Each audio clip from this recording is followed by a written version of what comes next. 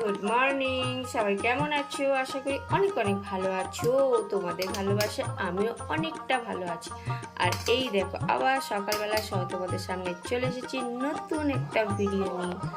তো চলো আজকে আমি কি ভিডিও নিয়ে এসেছি তোমাদের সামনে। নিয়ে এসেছি বলো তো, আজকে আর কোনো ব্লগ ভিডিও দেবো না, আজকেও একটা ছোট্ট একটা রান্নার রেসিপি তোমাদের সামনে করবো। তো চলো বন্ধুরা আমার সঙ্গে থাকো আর দেখতে থাকো আমি কি রান্না করতে চলেছি, কিভাবে রান্না করতে চলেছি।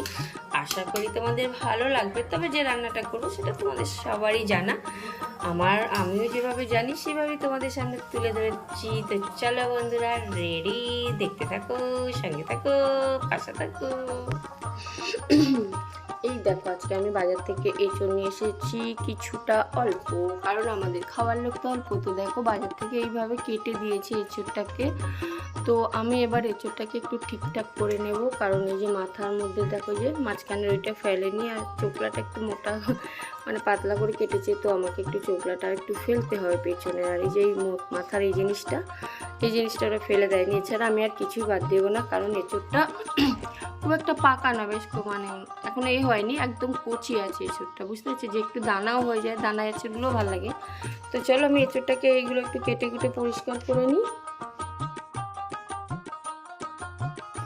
তো আমি এঁচড়টাকে ভালো করে কেটে পরিষ্কার করে নিয়েছি, নিয়ে আর দেখো একটু গরম জলে আমি ভাপাতে দেবো। খুব একটা বেশি সেদ্ধ করবো না, আমার এঁচড় খুব বেশি সেদ্ধ করতে ভালো লাগে না।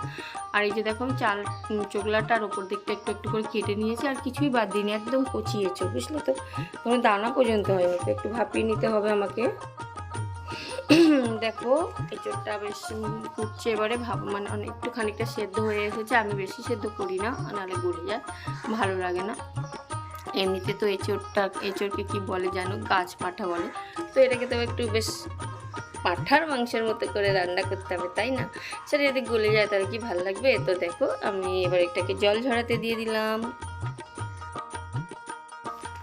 এদিকে দেখো এবার কড়া বসিয়ে দিয়েছি, দিয়ে তেল দিয়ে দিয়েছি, সাদা তেল দিয়ে আমি ভালো করে এঁচড়টাকে এবার আমি ভেজে নেব, যাতে এঁচড়টা বেশ শক্ত শক্ত হয়ে থাকে, গলে না যায়। একদম খাসির মাংসের মতো করে রান্না করতে হবে এঁচড়টাকে, বুঝতে পেরেছো?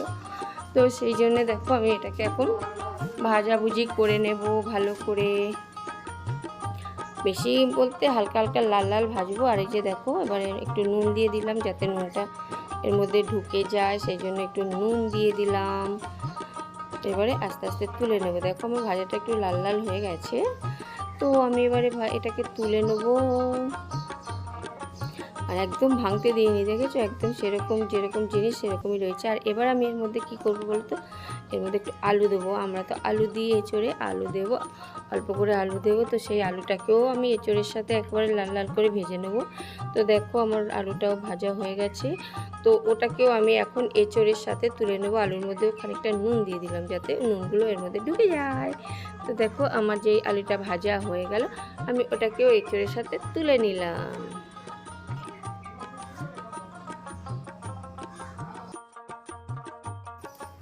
তো চলো এঁচড়টাকে তো আমি রেডি করে নিলাম, এবার আমি রেডি করি মশলাগুলো। তো মশলার জন্য আমার লাগবে আদা, রসুন, পেঁয়াজ, টমেটো, আর এদিকে লাগবে হলুদ, ধনের গুঁড়ো, জিরের গুঁড়ো, তেজপাতা, আর এর মধ্যে আছে গোটা জিরে আর নুন।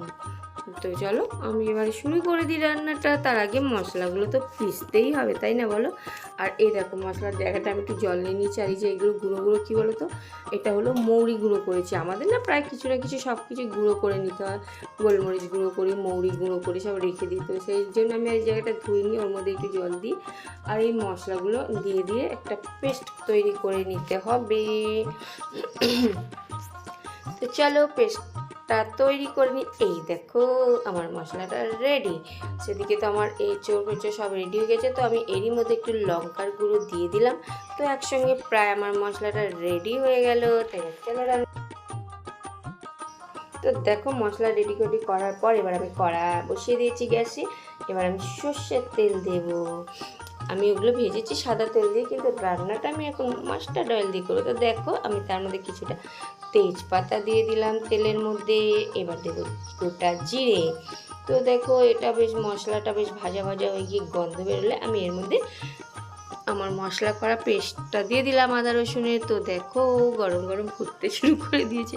আর এইবার আমি কি করব বলো তো, এই মশলাটাকে ভালো করে কষবো, ভালো করে কষতে থাকবো, কষতে কষতে কষতে কষতে যখন মশলাটা থেকে তেল বেরিয়ে আসবে ততক্ষণ আমাকে এখন মশলাটা কষতে হবে। এই দেখো মশলাটা থেকে তেল বেরিয়ে এসেছে। আর বন্ধুরা তোমরা কিন্তু পরিমাণ মতো এতে কিন্তু চিনি দিয়ে দিও, কেমন?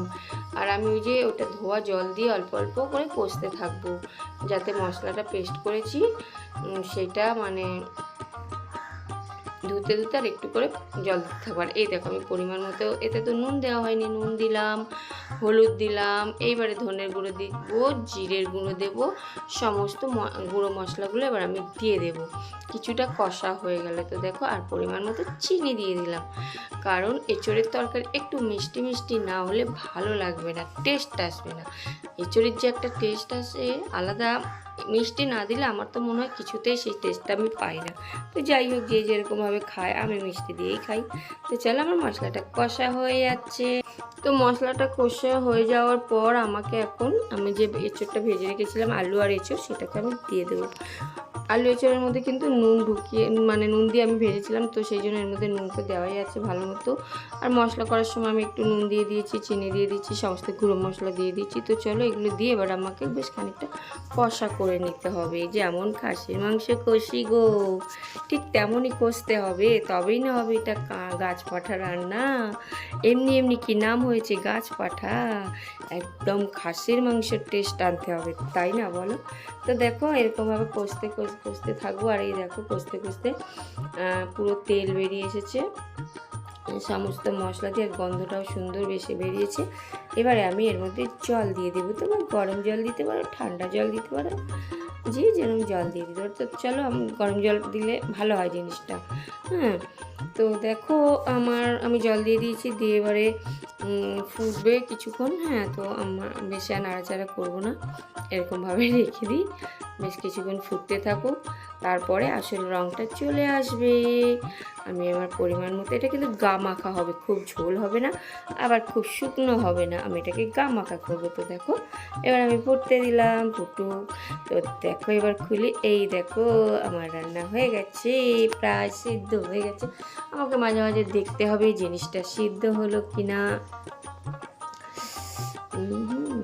এখন একটু বাকি আছে, এই তো আলুটা হয়ে গেছে, সবটা একটু বাকি আছে। তো চলো দেখতে থাকি। আর কি সুন্দর হয়েছে দেখো কালারটা তো বেশ লাগছে, তাই না? এবারে দেখতে হবে খেতে কেমন হয়েছে।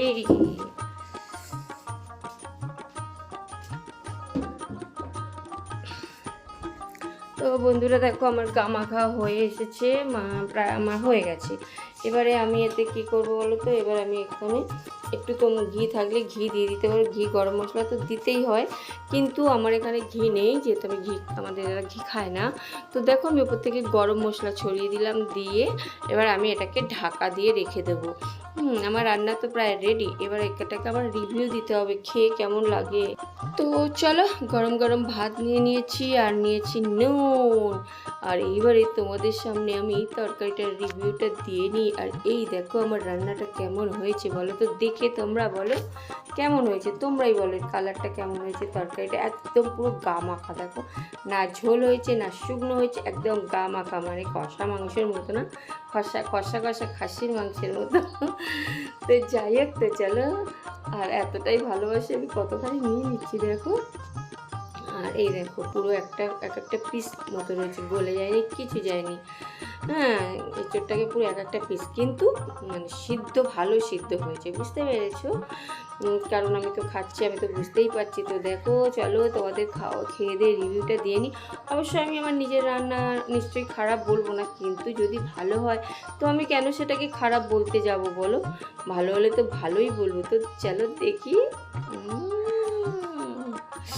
ওয়াও, এই দেখো মাংস বলছি, দেখো এটার পিসটা গলে যায়নি, আর এক একটা মনে যেমন মাংস খুলে খুলে নিয়ে ভাতের সঙ্গে খাওয়া হয় না, ঠিক সেরকমভাবেই খাওয়া হচ্ছে একদম এঁচোড় দিয়ে রে। দারুণ দারুণ দারুণ।